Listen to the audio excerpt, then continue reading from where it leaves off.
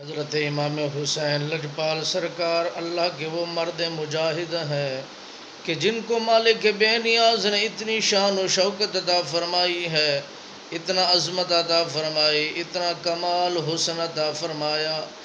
جناب حضرت امام حسین لجپال سرکار نے عبادت کر کر کے اللہ کا وہ مقام مرتبہ شان حاصل فرمائی کہ مالک بے نیاز نے ان کے چہرے سے نور کی شعائیں نکال دی۔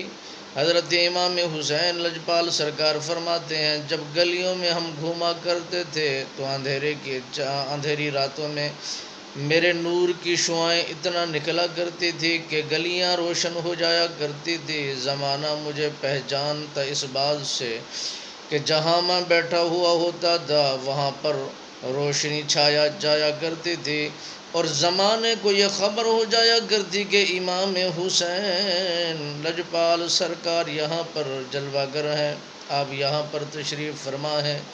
یہ تب ملتا ہے جب اللہ کا بندہ اللہ کی عبادت کرتا ہے، اللہ کا بندہ اللہ کی ریاضت کرتا ہے، اللہ کا بندہ اللہ کی تسبیح پڑھتا ہے، اللہ کا بندہ اللہ کا ذکر کرتا ہے۔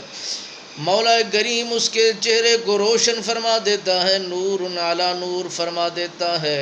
جہاں سے بھی گزرتا ہے نور اپنی برکت دیتا ہے، نور اپنی رحمت شامل کرتا ہے۔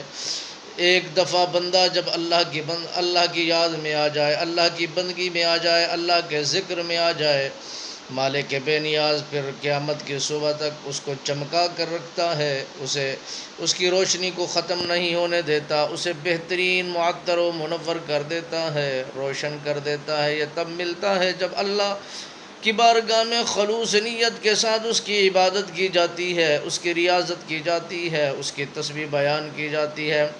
جب اللہ کی بارگاہ بے کس پناہ کے اندر جب بندہ مومن دعائیں مانگتا ہے، مولا کریم اس کی دعا کو رد نہیں فرماتا۔